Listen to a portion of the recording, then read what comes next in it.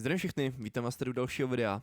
A po velmi dlouhé době se společně podíváme na další věc, máme tady další video a dneska se společně podíváme na výkresy, protože to je taková ta část, která v podstatě následuje za tím, co jsme dělali. Vymodelovali jsme si vlastně nějaký ty menší části, kdy jsou části, ze kterých jsme složili sestavu, pak se z toho udělá výkres a je hotovo. Takže ten výkres nám chybí, já nevím, proč jsem to nenatočil už dřív, když už jsem jako točil předtím ty videa, zkrátka jsem se rozhodl, že to udělám až teďkon, takže se na to pojďme vrhnout. Ještě předtím, než se na to teda vrhnem, tak bych chtěl moc poděkovat za vaše ohlasy, které byly u minulých videí, vlastně těch 5-6 videí, které jsem točil zhruba rok a půl zpátky. Tak jsme dokonce nazbírali 100 odběratelů, což je naprosto jako šílený. A ty videa mají přes nějakých skoro 9000 views, což je opravdu hodně velké množství a moc vám za to děkuju, byly tam i pěkný ohlasy, fakt jakože se vám to líbilo, za což jsem moc rád, velmi rád takhle někomu pomůžu.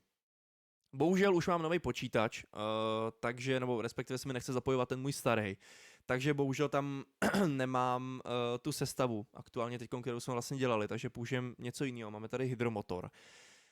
A ukážem si vlastně výkresy na tom hydromotoru a na té písní tyči, což je právě ta součást toho. Proč vlastně mám tady dva, nebo proč budeme dělat dva výkresy? Jde o to, že ty výkresy se dělí na dva typy. Máme výkres sestavy a máme výrobní výkres. Výkres sestavy je charakteristický tím, že v podstatě samozřejmě dělá se výkres z této sestavy jako celku a dělají se tam pozice, že se označuje, že třeba jednička je písní tyč, dvojka je matice, trojka je píst, čtyřka je tohle víko je pětka a tak dále.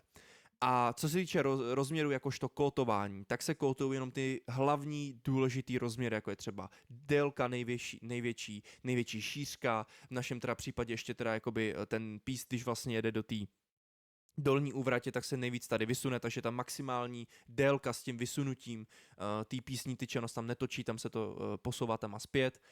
A takže tohle to jsou ty rozměry, které nás zajímají. Je to vlastně z toho důvodu, že když se týpek podívá do katalogu, nějaký zákazník bude si prožít hydromotory, tak se kouká na cenu a kouká se na ty rozměry toho hydromotoru a tak dále.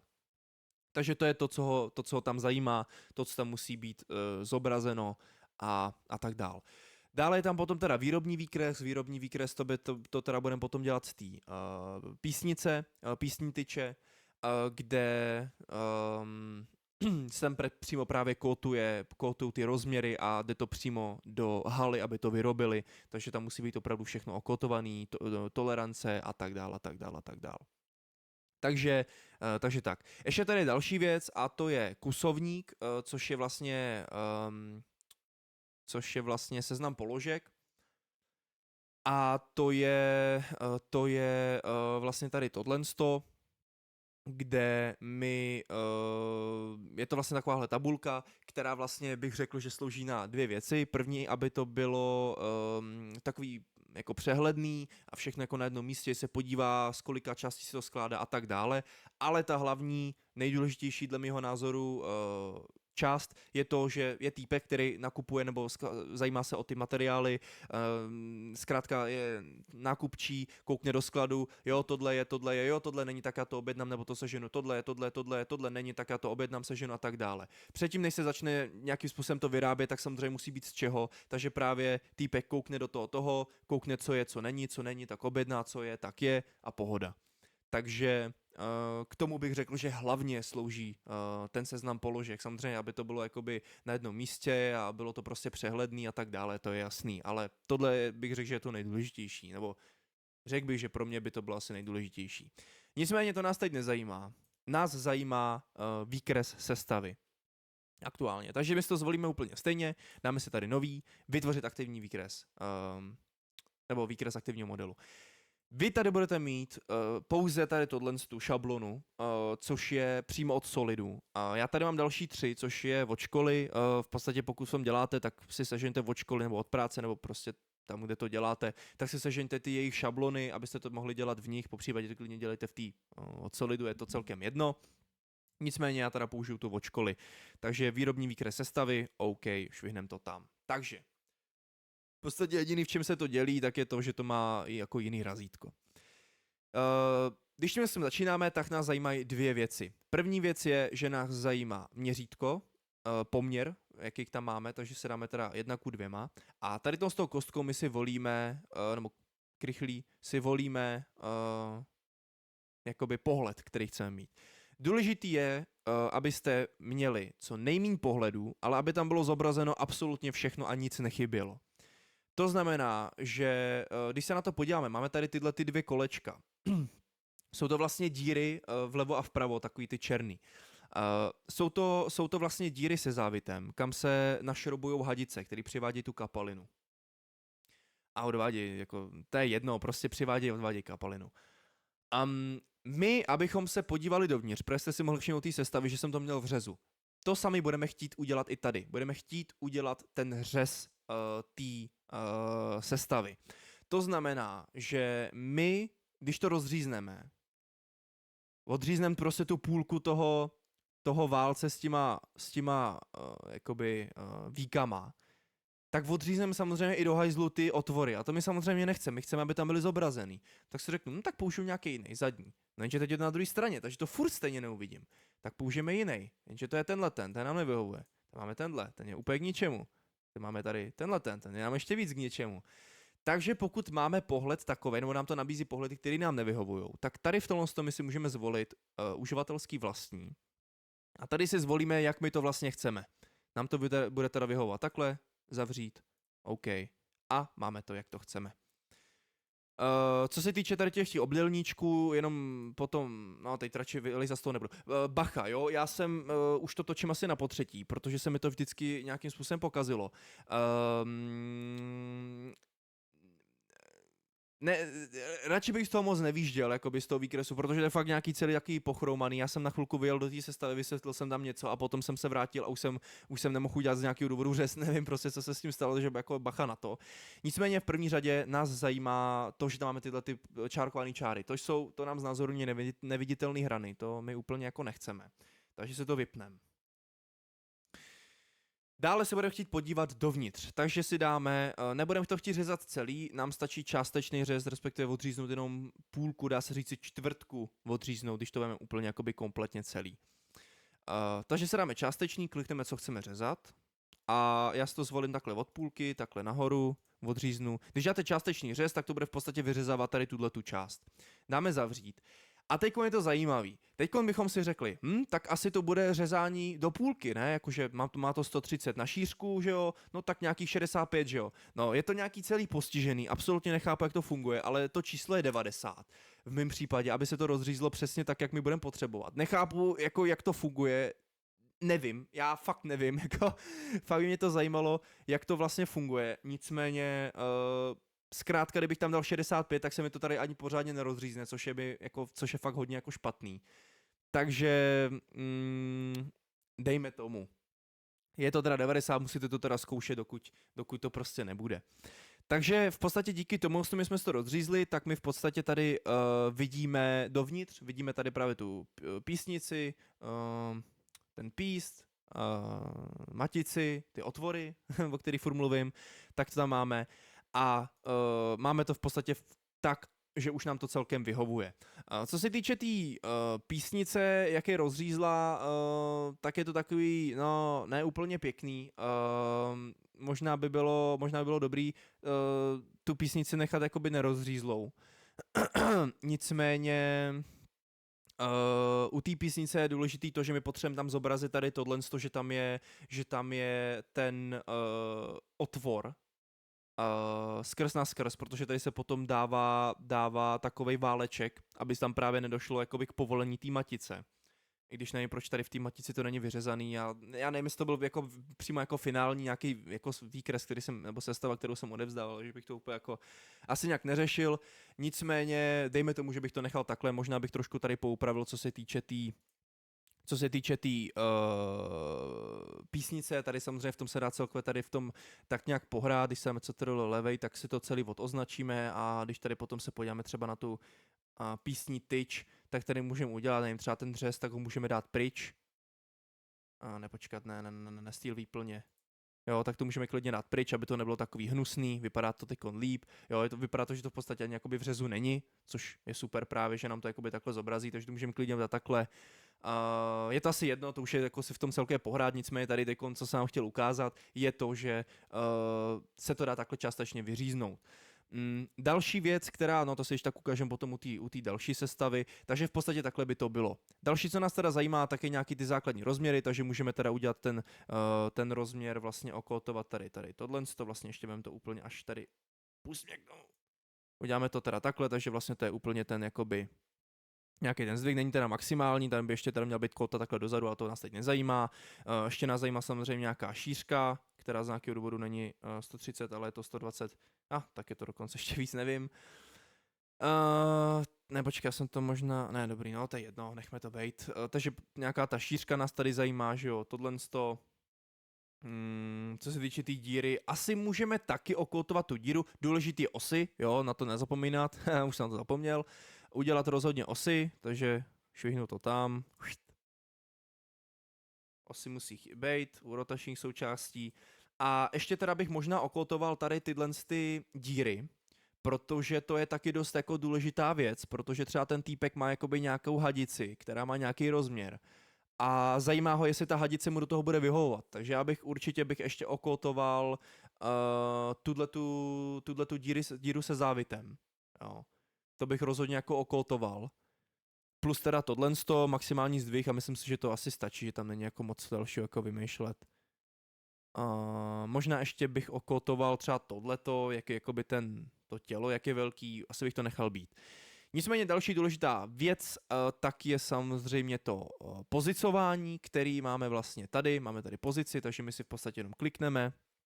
Nahoře si klikneme, že je 1 a označíme si třeba tu písní tyč, šup 1. 2, to si dáme, označíme si třeba ten píst. Mělo by to být ideálně, aby to bylo třeba úplně náhodně, ale třeba aby to bylo pěkně zarovnaný jakoby v jedné té jakoby linii, aby to nebylo takový hnusný, aby to nebylo tady, další tohle, tamto. Nevadí to, ale hlavně se nesmí se chřížit, takže samozřejmě je dobrý to podle toho dělat, jo. Takže tady třeba nevím, dáme to třeba takhle, podáme třeba 3, tak tady tohle jsou vodící pásky, ten myslím, že taky se musí označovat, no rozhodně, takže takhle máme 3, jo, potom se samozřejmě můžu takhle překliknout, srovnat si to, aby to bylo srovnaný, takže takhle. No a v podstatě takhle udělám všechno, co tam je potřeba a je ta sestava hotová. Potom samozřejmě vyplňuje, co tam dělat. V podstatě to vyplnění můžete udělat tím, že si tady zvolíte text, dáte si tady takhle název, dáme si třeba, nevím, hydromotor, švihneme to tam, posuneme si to, aby to bylo pěkně zarovnaný a šup, máme hydromotor. To znamená, že v podstatě my, no vlastně teď nic, ale potom kdybychom třeba napsali, že třeba písní tyč, tak potom v tom kusovníku bychom měli u toho názvu, bychom napsali, že pozice 1 třeba, no máme 1, ne? Pozice 1, písní tyč se to jmenuje, máme samostatný výkres, takže napíšeme, že písní tyč, to je název toho. Jo, tady ještě potom můžeme psát, kolik je tam listů a tohle, nějaký keci a kdo to kreslil, pohoda. Jo, nic moc složitýho, jenom se s tím prostě potom pohrát, aby to bylo lepší.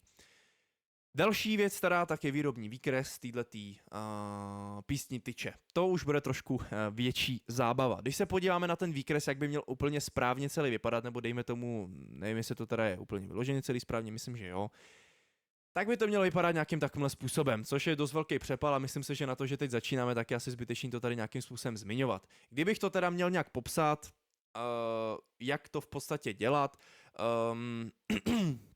ukážem se potom tohleto, je to taková pěkná vychytávka, takže to vám potom ukážu. Nicméně, když se na to podíváme nějak z hlediska, musí být okotovaný všechno. To znamená, že potřebujeme okotovat tenhle ten průměr, když se kotuje průměr, značka průměru je tato. Potom tady nějaký skosení, nějaký stupně, tady máme nějaký další rozměry.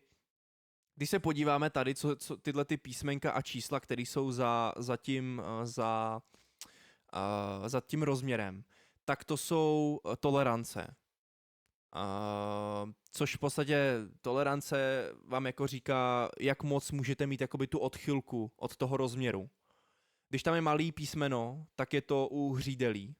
To znamená, že tady máme nějaký malý průměr té hřídele, tady máme nějaký další průměr té hřídele, takže je tam malý F, malý H, těch písmen je trochu víc, ale nejvíce používají takhle. A pokud bychom měli díru, tak tam se používají velký, takže velký H má třeba díra.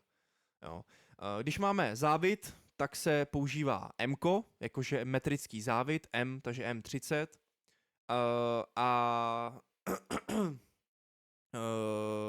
Takže tak. Potom v podstatě tady tohleto znamená, že tam je důlek, jakoby prostě vyvrtaný důlek na soustruhu.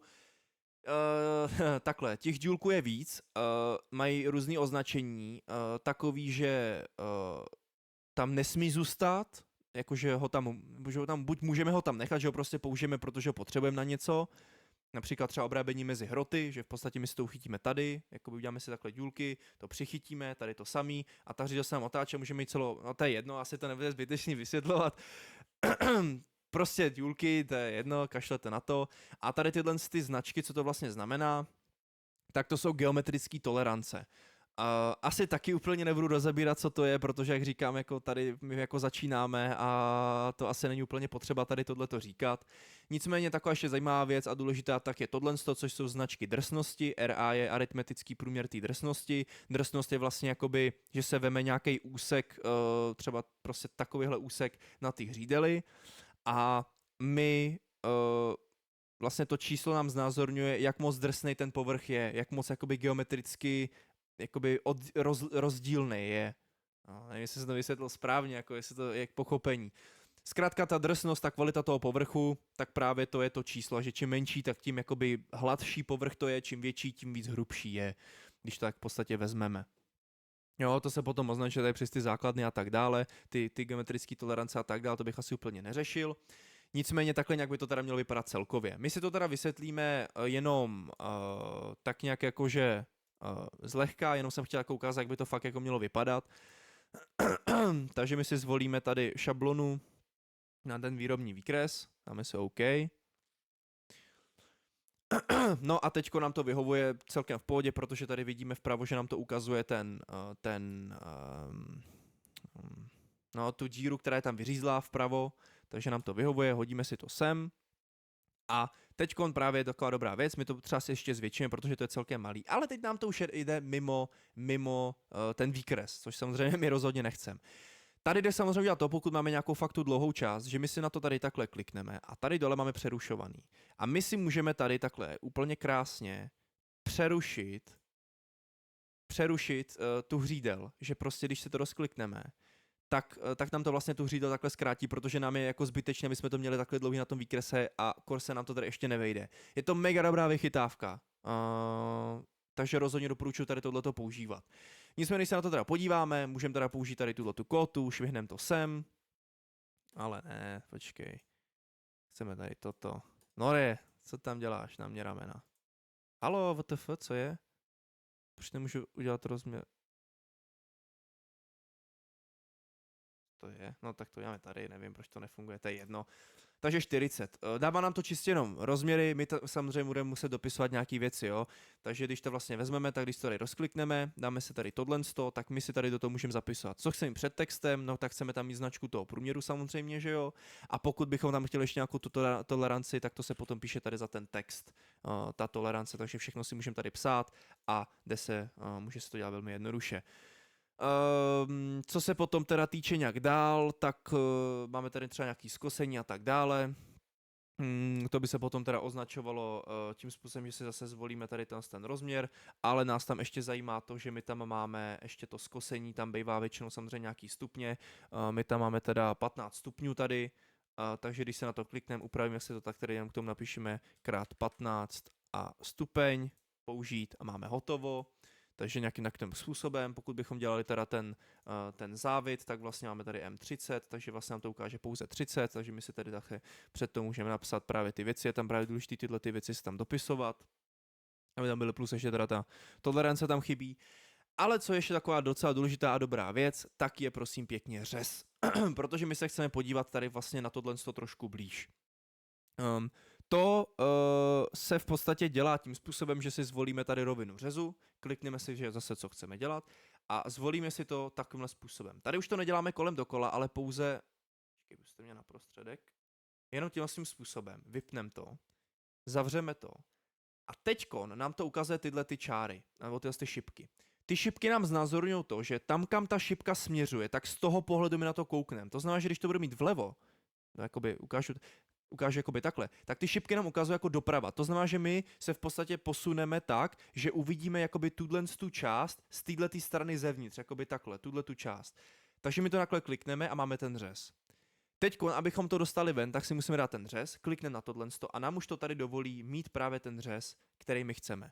Ještě když si tady potom zvolíme v pravým, tak si tady můžeme zvolit, aby nám to odstranit zarovnání, aby jsme si s tím mohli hýbat kam chceme a nemuseli jsme to tady být, ale no tak. Ale, počkej, co to bylo? Počkej. Myslím, že to je ono, ne? Odstranit zarovnání to bylo. Co jiného by to bylo? Hej, more, co s tím je?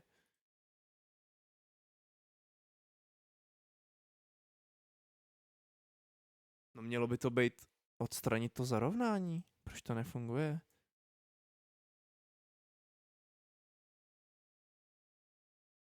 What? No tak teď nevím, co s tím je, ale měl bych tady kliknout, mělo by to prostě začít fungovat, nevím, co tady blbnu. Dobrý. Musím tady kliknout úplně na random čáru, která absolutně nedává smysl. Nevadí. Dejme tomu. No, zkrátka si to můžu takhle posunout, že ho sem, protože tady samozřejmě místo mám, takže na to mrknu, vidím, jo, je to krásný, můžu tady použít nějaký další kódy a tak dále. Můžu samozřejmě takhle, důležitý je ještě jedna věc.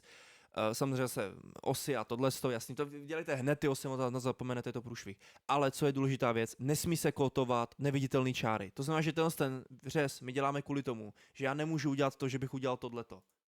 To nemůžu udělat, protože nemůžu kótovat neviditelné hrany. Takže buď bych jsem udělal to, že bych to udělal takhle, nebo bych to udělal zase tím částečným řezem, že bych si to rozřízl, no teď to zase bude fungovat velmi krásně. No. A rozříhl bych si to třeba takhle bych si to rozříhl, aby to bylo třeba taký. Jo, třeba takhle. To je zase, nesmí tvořit uzavřenou, ale to má právě tvořit uzavřenou, co blbnete? Dobrý, tak to, hele. Dobrý, hele, puste mě z toho, prosím, puste mě z toho. Ne, tak to vypni, ne. Dobrý. Dobrý, nekliknu nikam, protože zase nic nejde, kámo, to je hrozný, ty vole, tohleto. Kde to je, rovina řezu, částečný jsem chtěl. No, tak nic. Prostě, že bych si to vyříznul a byl by tam jenom prostě částečný ten řez, šel by to udělat taky, je to třeba jednodušší. Já většinou si to takhle vytahuji pěkně jako ven. Potom v podstatě ještě tam jo, tady tohle je jakoby ploška na klíč, na utahování klíčem, protože tady v podstatě se to zachytí tady, že jo, a bude se to otáčet, aby se to zašroubovalo no prostě, aby se to uchytilo, mohlo se to líp zašroubovat, takže ještě potom teda správně by měl být ještě řez jakoby tady takhle a řez by měl být tady, aby se právě mohlo jakoby okotovat tady tohleto, což bych asi úplně jako nějak nevím, úplně neřešil.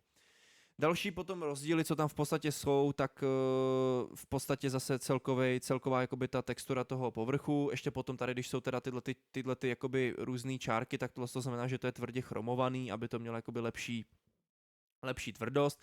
Nicméně, když se podíváme tady na tohle, tak tady máme tyhle ty hrany. Co se týče těch hran, tak je celkem jedno, kolik tady budete mít zvoleno, jestli 0,4, 0,1, to je celkem jedno. Nicméně, znamená to, že vy, když máte jakoby takhle jakoby tu vnější hranu, tak tam spíš uberete o něco víc, než abyste tam nechali. A tady v tom rohu je spíš větší šance, že to nebude přesný a že tam necháte o něco víc toho materiálu. To znamená, že tady v tom případě je vždycky 0 plus, tady v tom případě je vždycky 0 minus, tady v tom případě je vždycky 0 plus. Tady se píše měřítko, tady máme teda tu přesnost. Tohleto FH už jsem zapomněl, co to znamená. Plus potom tady zase číslo dokumentu, to číslo dokumentu a ten název a to číslo dokumentu se potom píše do toho kusovníku, výrobní výkres, listů, bla, bla, bla, bla, bla. Dobrý. Takže tak, ještě potom materiál, polotovar, bla, bla, bla, keci. to už nikoho nezajímá. Takže jenom takhle, když bychom to teda měli vzít jakože úplně komplet, co si teda tohohle z toho týče, nicméně vám asi bude zatím stačit tady tohle z toho, kdyby vás to zajímalo, tak tam potom byl ten zbytek. No, myslím si, že ve 25 minutách to je popsaný docela v pohodě, přemýšlím, jestli jsem na něco zapomněl, asi úplně ne. Nevím, nějaká výhoda, nějaká vychytávka Ládi Hrušky, asi mě nic nenapadá, co tady ještě k tomu jako dalšího říct. Asi to je všechno, řekl bych, že to je asi všechno. No nic, pokud se vám video líbilo, pokud ano, můžete zanechat like, po případě odběr. Pokud by vás zajímala nějaká další věc, třeba v tom Solidu, se kterou byste si třeba nevěděli rady, fakt třeba nějaká prostě věc, že to nemůžete najít nebo to nechápete, zabere to 2-3 minuty to video, není problém, klidně napište, pokud budu vidět, velice rád pomůžu. A to bude to rovně všechno, mějte se pěkně, užívejte a zatím čus.